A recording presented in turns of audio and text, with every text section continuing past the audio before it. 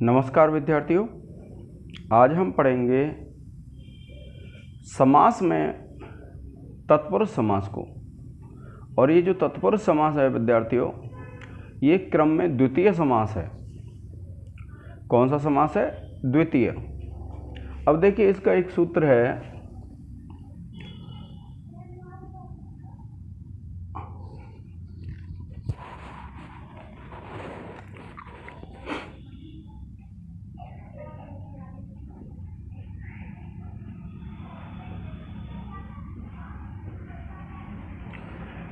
सूत्र है विद्यार्थियों तत्पुरुषः। ये सूत्र है। और ये क्या है? देखो मैंने आपको बताया था 3 प्रकार के सूत्र होते हैं। तो विद्यार्थियों, ये अधिकार सूत्र है। और ये सूत्र क्या कहता है कि अष्टाध्यायी में यहाँ से लेकर के क्या कहता है? ये अष्टाध्यायी में यहाँ से लेकर शेषो बहुव्रीहि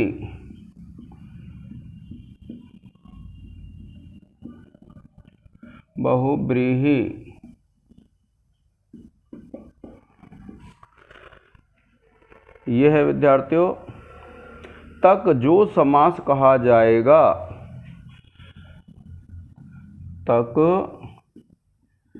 जो समास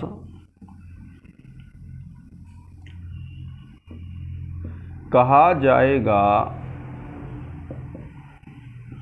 उसकी तत्पुरुष संज्ञा होगी।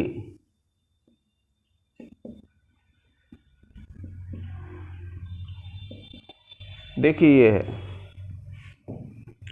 ये क्या कहता है विद्यार्थियों?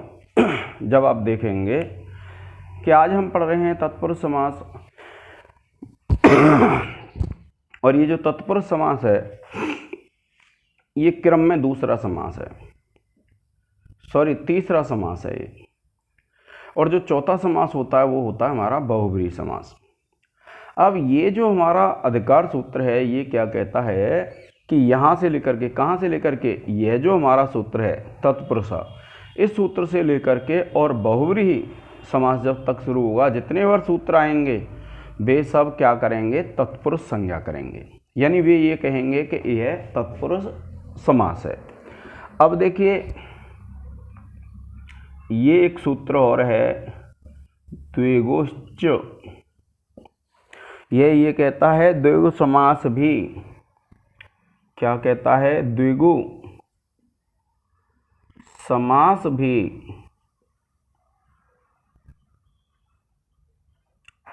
तत्पुरुष संज्ञक होता है।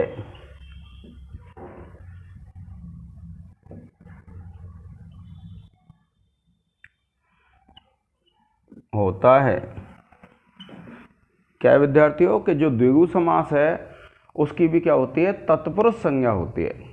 क्या कहा? द्विगु समास भी तत्पुरुष संज्ञक होता है। ये है इसका मतलब।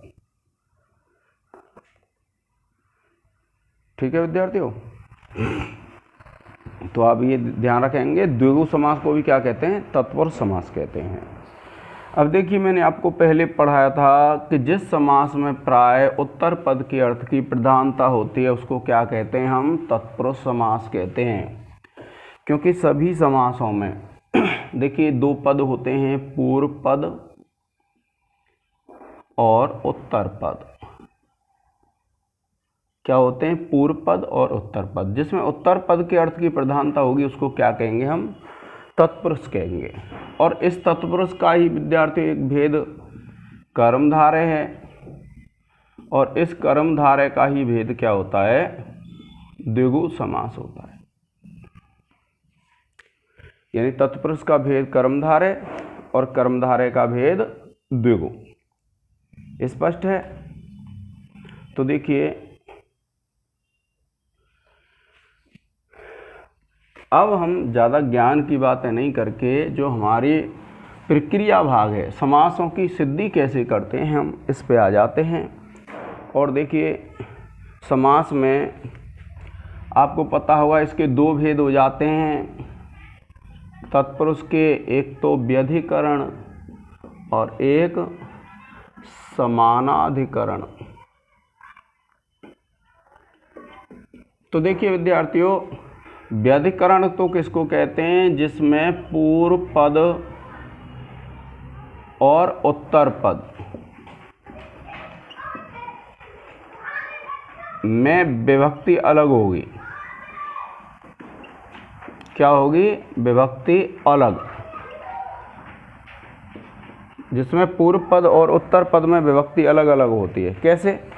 देखिए, जैसे मैं एक उदाहरण लेता हूँ, कृष्णम सिरतः, और ये समास हो जाता है कृष्ण सिरतः। तो देखिए इसमें कौन सी विभक्ति है विद्यार्थियों? द्वितीया। और इसमें कौन सी विभक्ति है विद्यार्थियों? प्रथमा। तो आपको ये ध्यान रखना है, जिस समास के पूर्व पद और उत्तर पद में विभक्ति अलग अलग होती हैं। देखिए इसमें द्वितीया, इसमें, तो उसको क्या कहेंगे? हम व्यधिकरण कहेंगे। यानी जिस समास के पूर्व पद और उत्तर पद में विभक्ति अलग अलग होती है उसको क्या कहते हैं विद्यार्थियों? हम उसको कह देते हैं व्यधिकरण समास। अब देखिए, जिस समास में पूर्व पद और उत्तर पद विभक्ति एक जैसी हो उसको कहते हैं समानाधिकरण। जैसे कृष्णः काकः, तो ये समास बन जाएगा कृष्ण काकः। तो इसमें क्या है आपको पता है? पूर्व पद में और उत्तर पद में एक जैसी विभक्ति है। इसमें भी प्रथमा है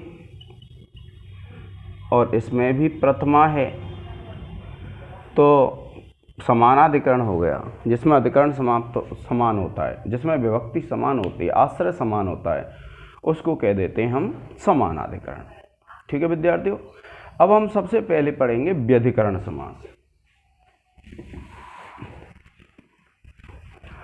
और ये जो व्यधिकरण समास है विद्यार्थियों,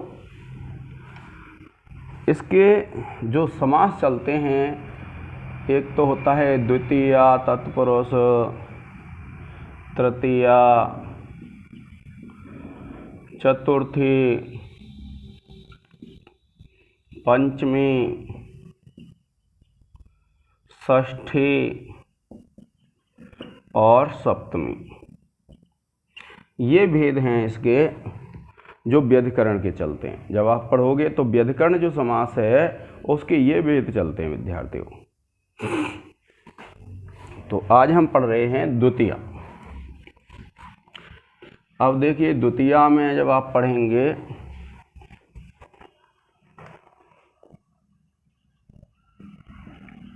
ये पढ़ रहे हैं हम द्वितीया तत्पुरुष।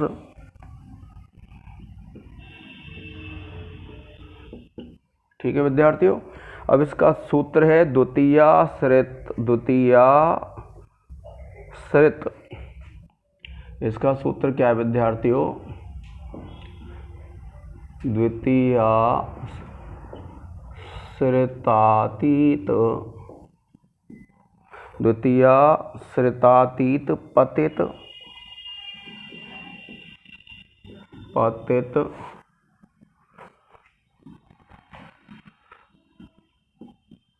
गतात्यस्त,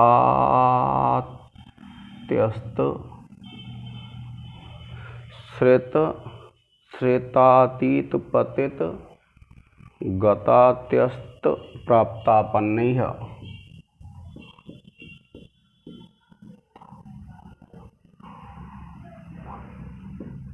प्राप्तापन्नः, ये सूत्र है विद्यार्थियों। कौन सा है? द्वितीया श्रित, श्रितातीत पतित गत, गतात्यस्त प्राप्तापन्नः। तो इसका अर्थ है विद्यार्थियों द्वितीयांत। द्वितीयांत का मतलब होता है जिसके अंत में द्वितीय विभक्ति लगी हुई हो। सुबंत, क्या कहा? द्वितीयांत सुबंत। श्रित, ये रहा विद्यार्थियों, अतीत, पतित,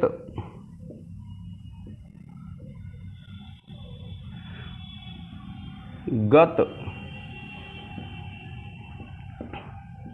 अत्यस्त,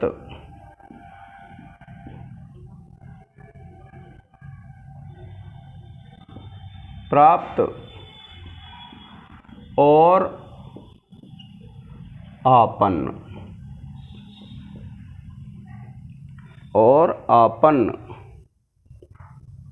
सुबंतों के साथ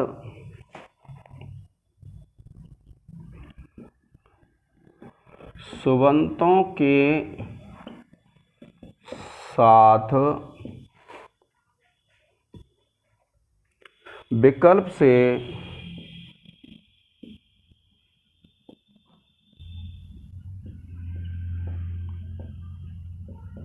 समास को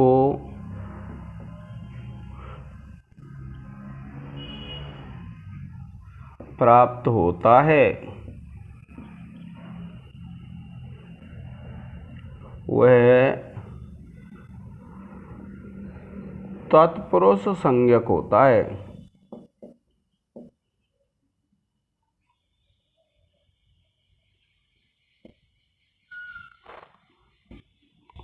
देखिए विद्यार्थियों, समास विधायक किसी भी सूत्र में ये नहीं लिखा रहता है कि जो समास हम पढ़ रहे हैं वह तत्पुरुष होगा। बस क्या होता है कि जो समास विधायक सूत्र होगा उसके बाद किसका अधिकार चलता है, तत्पुरुष सूत्र का, जो मैंने आपको बताया था। वो जो तत्पुरुष सूत्र है वही आपको यह बताता है कि इसमें कौन सा समास है, तत्पुरुष समास। इसका एक स्क्रीनशॉट ले लेंगे।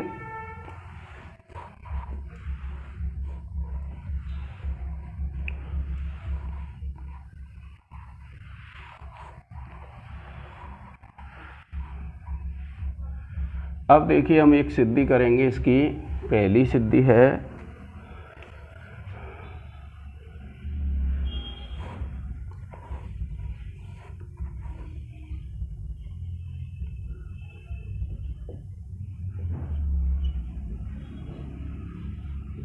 कृष्ण सिरतः। ठीक है विद्यार्थियों, कौन सी सिद्धि है, कृष्ण सिरतः। तो देखिए इसका जब लौकिक विग्रह करेंगे तो हो जाएगा आपका कृष्णम सिरतः। यह हो गया आपका लौकिक विग्रह।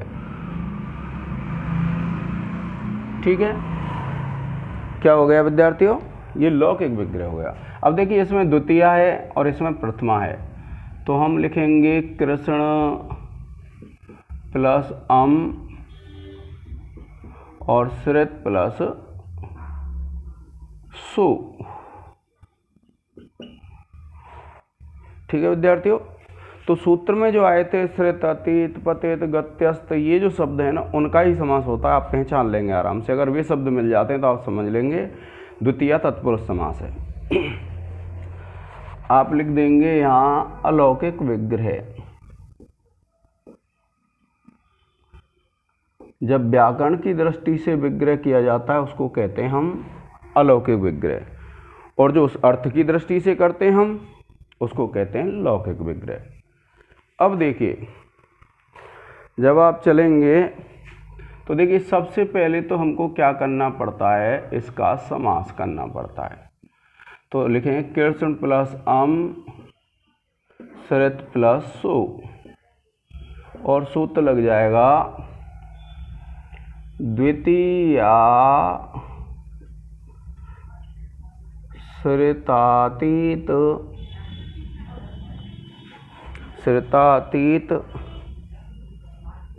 पतित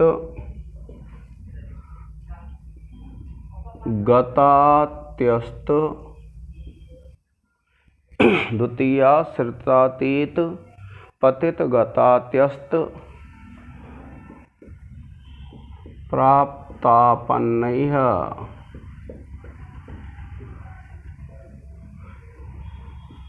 सूत्र से द्वितीयांत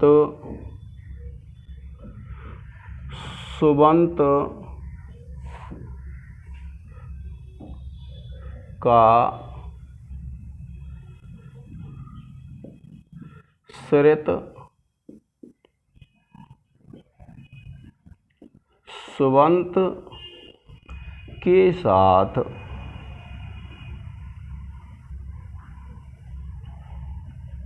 विकल्प से तत्पुरुष समास करने पर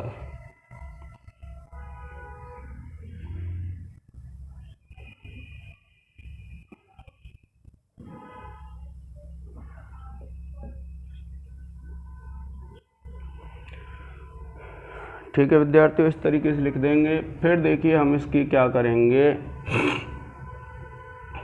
उपसर्जन संज्ञा कर लेंगे। कृष्ण प्लस अम सुरत प्लस सो, और सूत्र लग जाएगा विद्यार्थियों प्रथमा निर्दिष्टम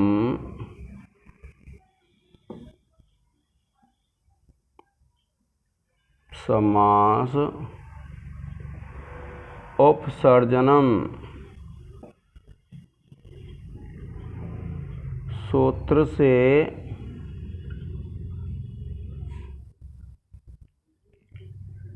कृष्ण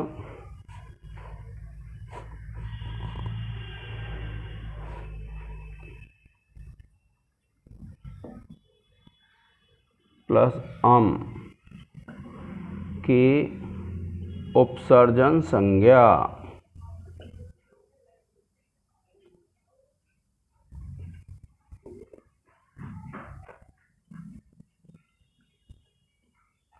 प्रिय विद्यार्थियों, आप इसका एक स्क्रीनशॉट ले लें।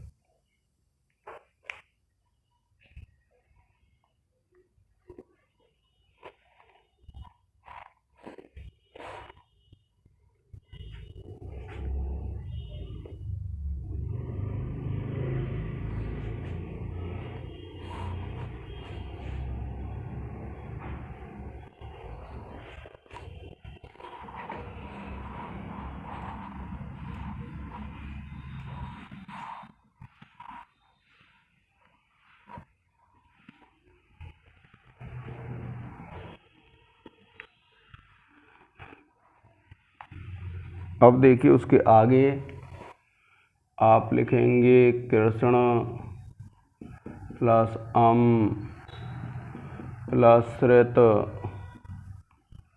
प्लस सु, और सूत्र लग जाएगा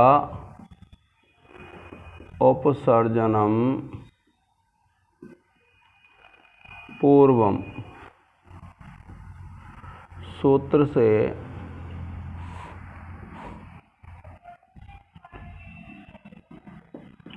उपसर्जन संज्ञक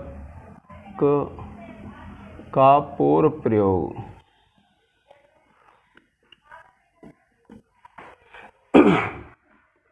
उसके बाद विद्यार्थियों इसकी प्रातिपदिक संज्ञा कर लेंगे। आप लिखेंगे कृष्ण प्लस अम प्लस श्रेत प्लस सु, सूत्र लग जाएगा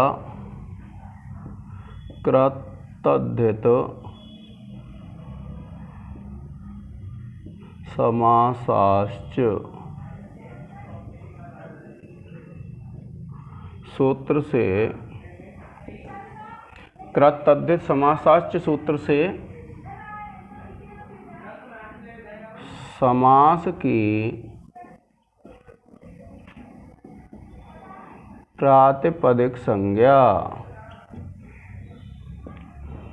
इससे क्या होता है विद्यार्थियों, ये जो पूरा समास है इसकी क्या हो जाती है, प्रातिपदिक संज्ञा हो जाती है। और जब प्रातिपदिक संज्ञा हो जाती है तो इसके सोपों का लोप हो जाएगा। आप लिखेंगे कृष्ण प्लस श्रेत और सूत्र लग जाएगा सुपो धातु प्रातिपदिकयोः।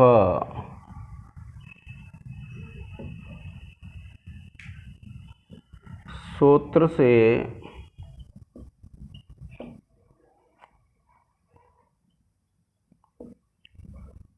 प्रातिपदिक के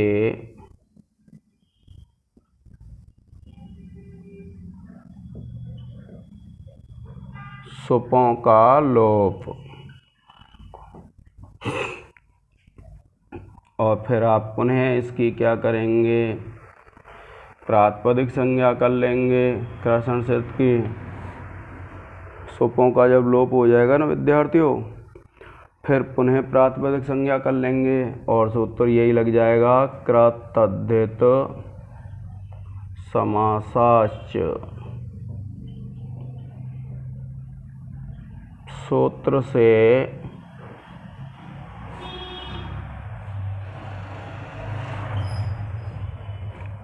ये जो कृषण शर्त है विद्यार्थियों, इसकी क्या हो जाएगी, प्रातिपदिक संज्ञा हो जाएगी। और जब इसकी प्रातिपदिक संज्ञा हो जाएगी तब आप क्या करेंगे, प्रातिपदिक संज्ञा हो जाएगी फिर सू ले आएंगे और सू का विसर्ग कर देंगे, या नहीं फिर हम लिख देंगे विभक्ति कार्य करने पर रूप सिद्ध। जैसे आपने राम में विसर्ग किए हैं, राम की सिद्धियाँ की होंगी, उसी प्रकार से विद्यार्थियों इसकी होती हैं। ठीक है विद्यार्थियों, आप इसका एक स्क्रीनशॉट ले लें।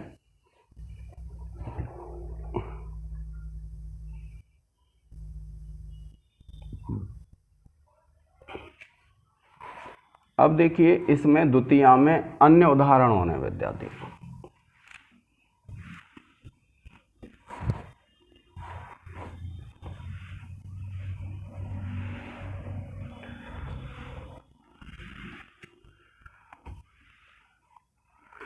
जिनको आपको क्या कृषण शर्त की तरह ही द्वितीया के उदाहरण हैं। देखिए एक उदाहरण है इसमें अरण्यातीतः, आप लिखेंगे अरण्य, अरण्यम अतीतः। ये क्या हो गया विद्यार्थियों, लौकिक विग्रह। और अरण्य प्लस अतीत प्लस सु, ये इसका अलौकिक विग्रह हो गया। दूसरा है विद्यार्थियों कूपपतितः, इसका लौकिक विग्रह होगा कूपम पतितः। आप लिखेंगे कूप प्लस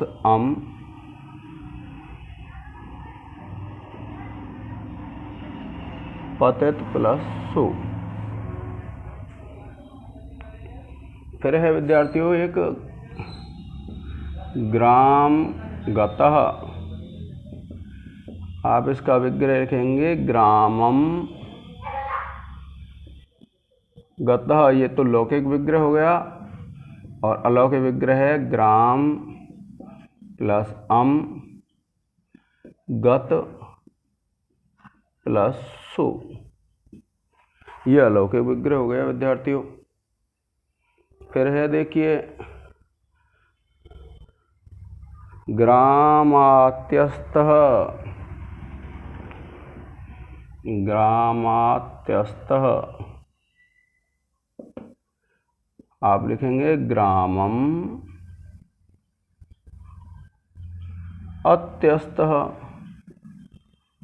ये तो हो गया लौकिक विग्रह, आप लिखेंगे ग्राम प्लस अत्यस्त प्लस सु, ये अलौकिक विग्रह विद्यार्थियों। कृष्ण शर्त की तरह ही सिद्धि करनी है आपको। इसी प्रकार से देखिए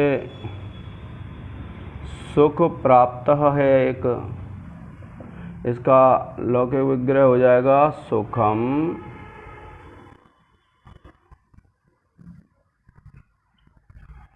प्राप्त। ठीक है, और इसका अलौकिक विग्रह हो जाएगा सुख प्लस प्राप्त प्लस सु।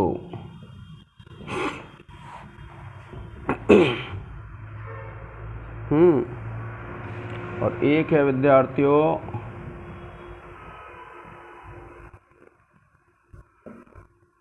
दुखापन्न,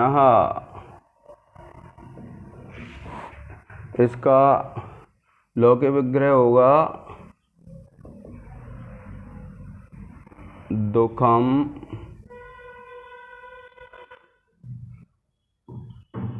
आपन्न, और अलौकिक विग्रह हो जाएगा दुख प्लस आपन्न प्लस सु। इस प्रकार से विद्यार्थियों इसके विग्रह हो जाएंगे। तो ये जो शब्द हैं आपने जो पढ़े, मैंने आपको बताया था पहला भी जो सूत्र था समास विधायक, कौन सा सूत्र था? द्वितीयाश्रितातीत पतित गतास्त्यस्त प्राप्तापन्न। ये जो सूत्र है उसमें यही शब्द हैं। देखिए आपने श्रित को पढ़ लिया था कृष्ण श्रित में, तो देखिए अतीत, पतित, गत, अत्यस्त, प्राप्त और आपन्न, ये शब्द जहाँ भी मिल जाएं आपको समझना है द्वितीया तत्पुरुष है। संस्कृत विषय में तत्पुरुष समास अत्यंत सरल है विद्यार्थियों, केवल आपको ये शब्दों का ध्यान रखना है। ये शब्द मिल जाएं आप समझ जाएंगे कौन सा समास है विद्यार्थियों, द्वितीया तत्पुरुष समास। तो विद्यार्थियों आज के इस लेक्चर में इतना ही। देखिए जब आप पढ़ते रहते हैं सब कुछ है, लेकिन क्या है आपको एक बात का विशेष रूप से ध्यान रखना है, ये जो समास की प्रक्रिया है प्रत्येक व्याकरणाचार्य इसको नहीं करा सकता है, ना ही कराते हैं। आपकी परीक्षाओं में आती है और आपको करनी होती है, आपको बड़ी दिक्कत होती है। तो अगर ये मेरी क्लास क्रम से अगर आप देखते रहते हैं तो विद्यार्थियों आपको कहीं भी कोई दिक्कत नहीं आएगी प्रक्रिया भाग में। इस प्रक्रिया भाग को इसी तरह से करते रहें। मैं आपके साथ अनिल चौधरी, और इस का लाभ अन्य व्यक्ति भी उठा सकें, इसलिए आप इसको अपने साथियों को शेयर करें, इसको सब्सक्राइब कर लें, जिससे आपको प्रत्येक लेक्चर की सूचना मिलती रहे। तो आज के इस लेक्चर में विद्यार्थियों इतना ही। धन्यवाद। जय हिंद, जय भारत।